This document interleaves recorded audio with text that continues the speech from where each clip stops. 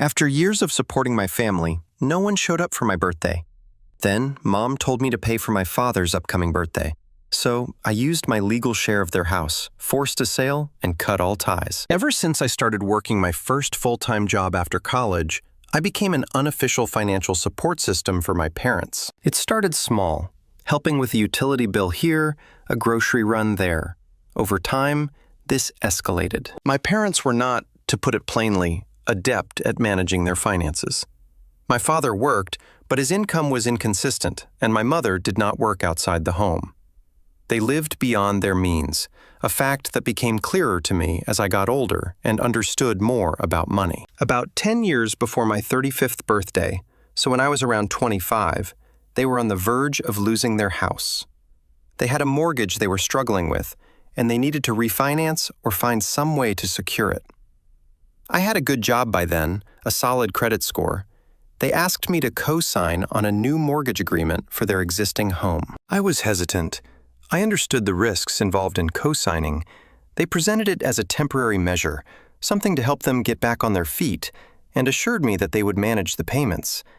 They emphasized that it was just my name on the paper to secure the loan due to their poor credit, and that it wouldn't cost me anything. I agreed under the condition that they were solely responsible for all payments, and that they would work towards getting my name off the mortgage as soon as possible, perhaps through another refinance when their financial situation improved.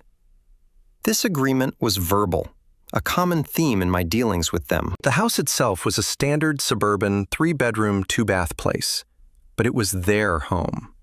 I never lived there after co-signing. I had my own place. Over the decade between co-signing and my 35th birthday, I continued to provide financial assistance. This wasn't just pocket money. It was substantial. There were car repairs for their 2 vehicles, insurance payments. I covered property taxes on the house I co-owned that they couldn't make on several occasions. There were direct cash transfers when they claimed they couldn't afford groceries or essential medication. I helped pay for a new roof one year, a new water heater another. I also contributed significantly to what they termed family emergencies, which often seemed to coincide with a desire for a vacation or a new large purchase they couldn't strictly afford. I kept records of these larger contributions, not out of any initial mistrust, but because they were significant sums, and I needed to track my own finances. Looking back, these amounted to a considerable figure, well into 6 figures. The requests for money became more frequent as the years passed. My own financial stability seemed to be a cue for them to ask for more. If I got a promotion or a bonus, word would somehow get to them, and soon after, a new request would appear. I tried setting boundaries. I would explain that I had my own financial goals, my own future to plan for. These attempts were usually met with guilt-inducing statements from my mother, remarking on all they had done for me as a child, or how families should support each other unconditionally. My father would usually remain silent, letting my mother do the talking in these situations. The pattern was that I was expected to give, but there was little reciprocity in terms of respect for my time, my efforts, or my own life events. My birthdays, for instance, were often forgotten or acknowledged with a last-minute cursory phone call. If I mentioned any personal achievements, they would be met with a brief acknowledgement before the conversation shifted back to their needs or problems. It was a one-way street. I was the financial provider, the problem solver, but not much else in their eyes, or so it felt. I paid for my younger sister's college tuition for 2 years when they couldn't, a sum of around $30,000. They promised to pay me back. They never did. I covered emergency medical bills for my father, totaling around $15,000 after his insurance fell short. Again, a promise of repayment that never materialized. I even funded a significant portion of their 30th wedding anniversary celebration, a party they insisted on having despite their financial state, because my mother said it was important for their social standing. That was another $10,000. I kept receipts, bank transfer records, emails where these sums were discussed. Not because I planned any of this, but because these were not trivial amounts. They were significant financial transactions. The house I co-signed on was a constant source of low-level anxiety for me. I would check periodically to ensure the mortgage payments were being made, as any default would affect my credit. There were a few close calls, instances where I had to step in and make a payment myself to avoid a late fee or a negative mark on my credit report. Each time I was assured it wouldn't happen again. Each time I was skeptical. My name was on that title as a joint tenant with rights of survivorship, as per the bank's requirement for me co-signing the loan. This meant I legally owned a share of the house. At the time, it seemed like a formality to secure the loan. The week of my 35th birthday arrived. I wasn't expecting a large celebration. I never had one from my family, but I thought perhaps this year might be different, a milestone birthday. I had mentioned it a few weeks prior, not making a big deal of it, but just a casual comment. I decided to arrange a small dinner at a local restaurant. I invited my parents, my sister, her husband, and a couple of close friends. I made the reservation, confirmed it, and sent out texts a few days before as a reminder. On the day of my birthday, I received a brief text from my sister in the morning. "Happy birthday." Nothing from my parents. As the time for the dinner approached, I got a text from my sister saying she and her husband couldn't make it. Something about a last-minute work issue for him. My friends did show up, for which I was grateful. We waited for my parents. They never arrived. They didn't call, they didn't text, nothing. The empty chairs at the table were quite noticeable. My friends tried to keep the mood light, but it was difficult. I paid for the meal and tried to put on a brave face. Later that night, I called my parents. The call went to voicemail. I left a message, just asking if everything was okay. The next day, I received a text from my mother. "Sorry we missed your dinner. Your father wasn't feeling well." No further explanation, no apology, just that.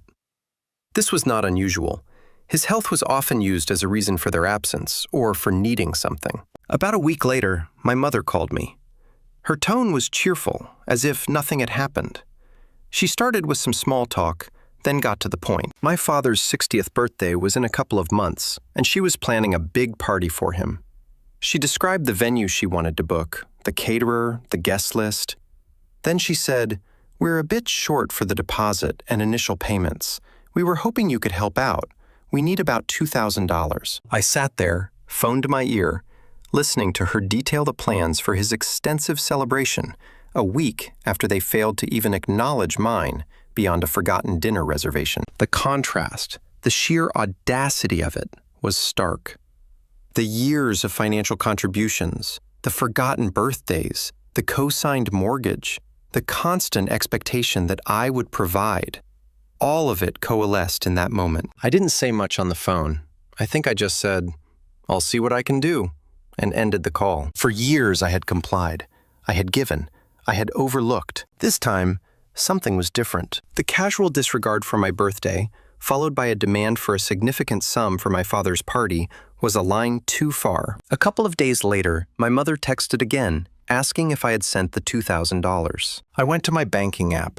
I typed in my mother's account details, the ones I had used countless times before. In the transfer amount, I entered $1. In the reference field, I typed, "For Dad's party." Then, I sent it. Immediately after sending the $1, I went into my phone contacts. I found my mother's number and blocked it. I did the same for my father's number, then my sister's. I blocked any family members who were primarily conduits for my parents. I went on to social media platforms where I was connected with them and removed and blocked them there too. It was a systematic process. I didn't send any explanation. I didn't engage in any arguments. I simply cut off communication. The next step was the mortgage. I was a co-owner of their house. My name was on the deed and the mortgage. I contacted the bank that held the mortgage. I explained that I was a co-signer and co-owner and wished to protect my interests. I inquired about the process for freezing any remortgaging or changes to the loan without my explicit written consent. The bank informed me of the steps, which involved submitting a formal letter and documentation proving my stake. I spent the next few days preparing this and sent it via registered mail with return receipt requested. The effect of this action would be to prevent them from borrowing more against the house or selling it without my signature. Given their history, I suspected they might try to leverage the property further if they were in financial difficulty, and I was no longer willing to be silently complicit or liable. The weeks immediately following these actions were quiet from my end. I expected an explosion, calls from unknown numbers, emails, messages through third parties. Some of that happened. My aunt, my mother's sister, called me a few times. I didn't answer. She left voicemails, which I listened to. They were a mix of confusion, then anger, then attempts at guilting me, saying my mother was distraught. I didn't respond. The $1 transfer obviously caused a reaction. My mother apparently called my sister in hysterics. My sister then tried to contact me, but her number was already blocked. The primary effect of freezing the mortgage at this initial stage was internal. I knew I had taken a step to protect my financial interests, but it didn't trigger an immediate external event with my parents, as they weren't actively trying to refinance at that exact moment. As far as I knew, it was a preventative measure. Life continued. I focused on my work, my friends, my own life. The absence of their calls, their requests, their manufactured dramas was noticeable. It was a significant reduction in stress that I hadn't fully appreciated until it was gone. About 3 months after I blocked everyone and froze the mortgage, I received a certified letter. It was not from my parents, but from a mortgage broker. It was a standard notification letter addressed to all parties on the current mortgage, including me. The letter stated that an application had been made to refinance the existing mortgage on my parents' house. It also sought to add a home equity line of credit. My parents were attempting to remortgage and extract equity from the property. Crucially, the documents indicated that my signature was apparently not on their initial application to this broker, or they were attempting to proceed without my direct involvement, perhaps hoping the broker wouldn't rigorously check all ownership details, or that my freeze notification hadn't fully propagated through all systems. My earlier action of formally notifying the current lender and placing a cautionary hold had likely flagged this new attempt, or the broker was doing due diligence that uncovered my stake and my prior communication with the original bank. The letter was likely a legal requirement, ensuring all registered owners were informed of such an application. This was a clear indication they were trying to circumvent my involvement and access the equity in a property I co-owned without my consent. The equity existed in part because the property had appreciated over the years, but also because I had prevented defaults and contributed to its upkeep. If they succeeded, they could burden the property with more debt that I would be partially responsible for if they defaulted again, and it would diminish any actual equity I held. So, here is where I am. They have tried to go behind my back to refinance a property I co-own. This is after years of financial exploitation, culminating in the birthday incident and their demand for more money. My initial actions were to cut contact and secure the mortgage from unilateral changes. Now, they've forced my hand further. I have a legal share in that house. I also have records of substantial sums of money they owe me, which I previously just wrote off as lost causes. Given their latest action, I am considering my options. What should I do? Am I justified in taking more aggressive steps to reclaim what is mine and remove myself from this situation entirely? Even if it means significant consequences for them, I'm not looking for reconciliation. I'm looking for a way to finalize this separation of my life from theirs, especially financially. It has been approximately 4 weeks since my original post. I want to start by acknowledging the input I received. Many comments and private messages echoed similar sentiments regarding the situation. The general consensus was that my parents' actions were indeed over the line, and that I was justified in taking steps to protect my financial interests. Several questions arose regarding the specifics of the situation, which I will clarify now, as they were pertinent to my decision-making process. When I co-signed the mortgage 10 years prior to my 35th birthday, I was added to the title of the house as a joint tenant with rights of survivorship. This was a requirement from the lender because I was taking on the mortgage obligation. It meant I was not just a guarantor. I was a legal co-owner of the property. At the time, I was 25, and while I understood it gave me a stake, the primary focus then was simply to help them avoid losing their home. My parents had emphasized that it was just a signature to help them, and we never discussed the implications of co-ownership in depth, such as how a future sale or buyout would work. This was a significant oversight on my part, driven by youth and a desire to assist. Many asked for a breakdown of $200,000. I have been going through my financial records meticulously. The $200,000 is an approximate but conservative estimate. Major items include around $45,000 in direct cash transfers to their bank account over approximately 10 to 12 years, typically for bill shortfalls or unexpected expenses. These were usually in sums of $300 to $1,000 at a time. $30,000 for my sister's college tuition, which they had agreed to repay. $15,000 for my father's out-of-pocket medical bills following a surgery. $10,000 for their 30th anniversary party. Approximately $25,000 in property taxes and homeowners insurance payments I made for their house over the years when they claimed they couldn't afford them. This was to protect the asset and my credit rating tied to the mortgage. Around $20,000 for major home repairs, $12,000 for the roof replacement, and $8,000 for a new HVAC system and water heater. Car-related expenses, I estimate around $18,000.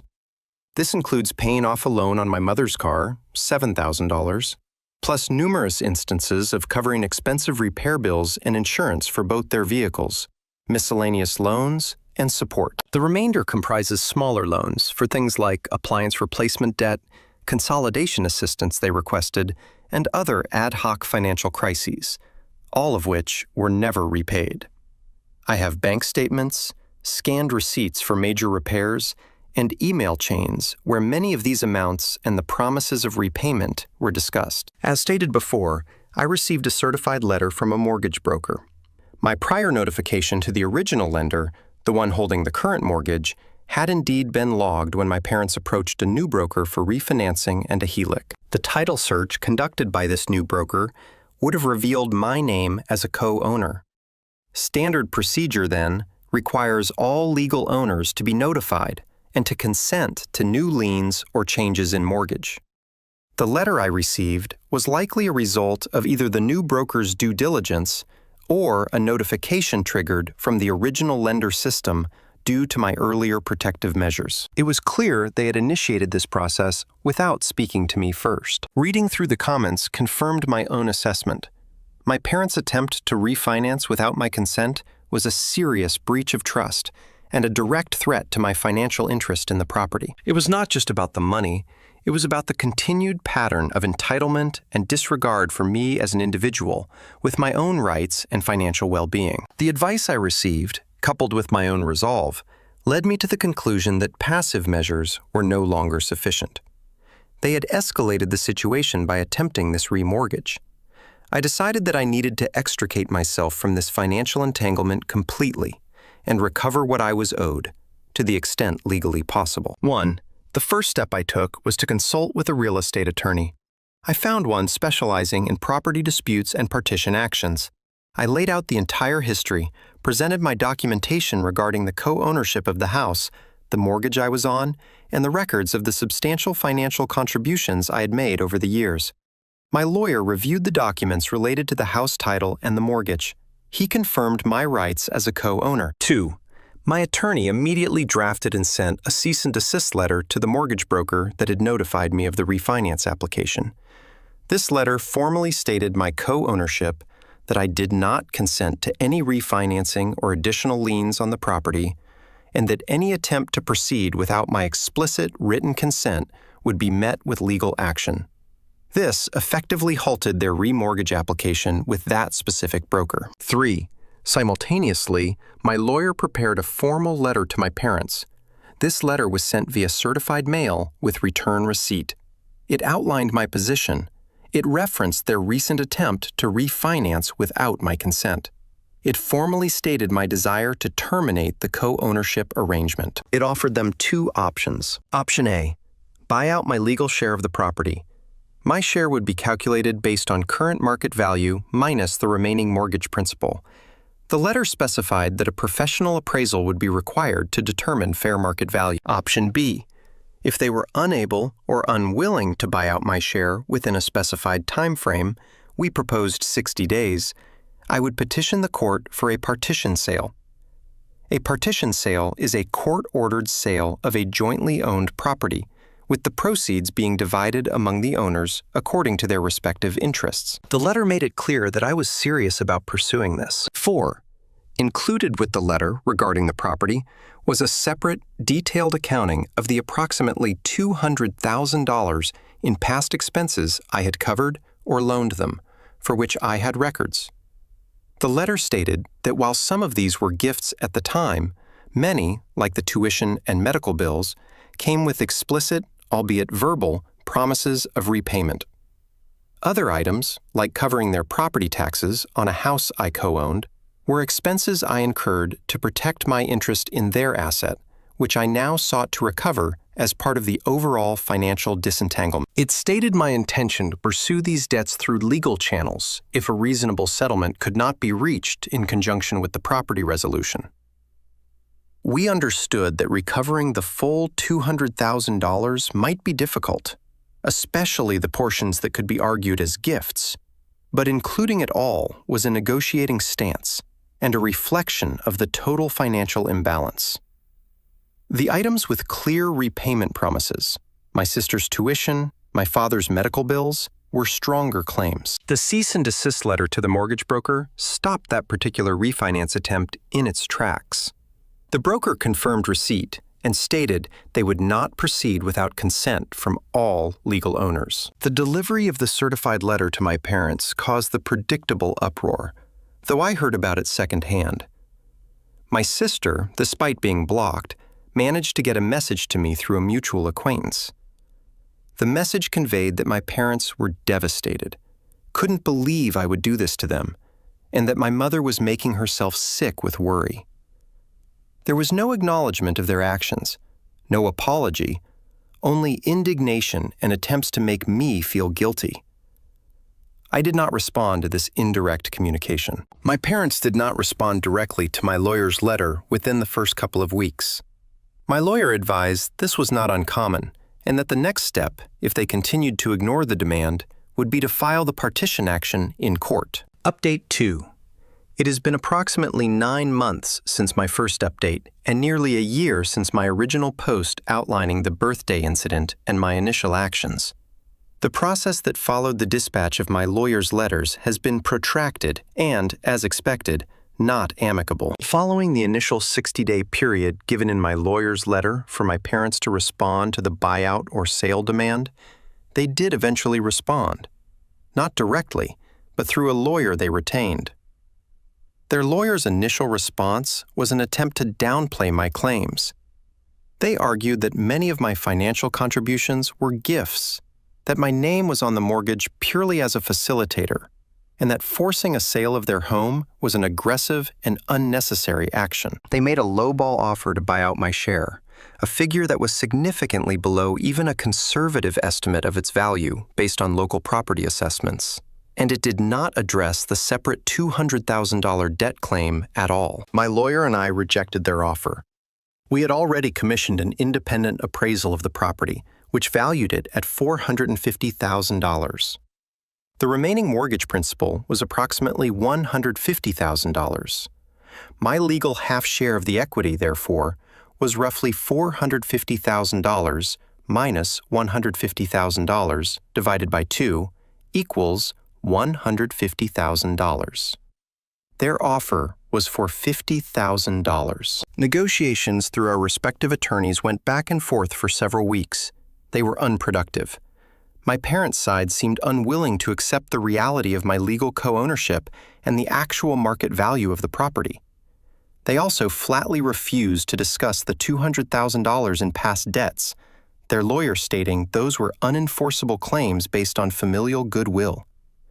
While some of it undoubtedly was, parts of it, like the funds for my sister's education and specific large sums framed as loans, were more robustly documented. Given the impasse, my lawyer proceeded as planned and filed a petition for a partition sale with the court. This legal action formally requests a judge to order the sale of the property and the equitable distribution of proceeds among co-owners. The filing of this petition seemed to escalate matters from their perspective. The court process for a partition sale is not swift. There were filings, responses, and eventually a court date was scheduled. My parents' lawyer attempted to delay proceedings, arguing hardship and claiming they were trying to secure funds to buy me out.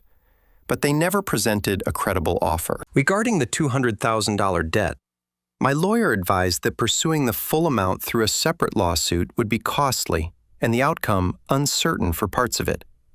However, he suggested we could use the more documented portions of this debt, around $60,000, relating to direct loans with repayment discussions and specific large bill payments I covered for them with an understanding of reimbursement, as leverage in any final settlement regarding the house. The strategy was to focus on the clear win, the house equity, and see if some of the debt could be recovered as part of that wider negotiation. After several months and a couple of brief court appearances, which I attended but my parents did not, only their lawyer was present, the judge reviewed the evidence of co-ownership, the failed negotiations for a buyout, and the appraisal. The judge ruled in my favor and ordered the partition sale of the property. The court appointed a neutral third party, a licensed real estate agent or broker, often called a referee or commissioner in these sales, to manage the sale of the house on the open market. This meant my parents could no longer control the sale process or the price. The court-appointed agent listed the house. It took about 2 months to get a solid offer. The house sold for $435,000. This was slightly below the initial appraisal, but a fair market price given the need to sell. From this amount, the remaining mortgage of approximately $148,000, it had reduced slightly over the months, was paid off first. Then, legal fees for both sides associated directly with the sale and the partition action itself were deducted. After the mortgage and essential sale-related fees, approximately $270,000 remained. My legal share as a 50% co-owner was $135,000. Before the final distribution, my lawyer engaged in a final round of negotiation with my parents' lawyer regarding the outstanding debts, specifically the more documented $60,000 portion. Faced with the reality of the house being sold and funds being available, and perhaps to avoid further legal costs of me pursuing the debt separately, my parents' lawyer agreed to settle a portion of that claim from their share of the proceeds. They agreed to me receiving an additional $40,000 from their share in settlement for past debts. So, from the house sale proceeds, I received my $135,000 share plus $40,000, totaling $175,000. My parents received the remaining $95,000. This was a significant reduction from what they would have had if they had managed their finances or bought me out fairly earlier. With only $95,000 from the sale and having to pay their own legal fees from that amount, which were not insignificant due to their attempts to fight the partition, my parents did not have enough to purchase another home in the same area. Nor did they have a good credit history. They had to move into a small rental apartment. The loss of the house they had lived in for decades was a direct consequence of the chain of events starting from my decision to no longer fund their lifestyle, and their subsequent attempt to remortgage without my consent. The financial strain also led to other consequences for them. The $95,000, after legal fees and moving costs, likely dwindled quickly. I heard indirectly, through the same acquaintance my sister had used before, though I did not solicit this information, that they had to sell one of their 2 cars, an older SUV, because they couldn't afford the insurance and potential repairs. My father's sporadic work apparently became even more so, and they were struggling significantly. Any savings they might have had were likely depleted during the legal fight or consumed by the debts they had accumulated elsewhere. Essentially, their financial foundation, which had long been propped up by my contributions and then by the equity in the house, crumbled once those supports were removed. Once the funds were transferred to my account, my involvement in their lives was completely severed. There were no further communications. I had my money, my name was off the mortgage and the deed, and I was free of the financial obligations and emotional drain they represented. I have not looked back. My life has been considerably calmer and more focused on my own goals.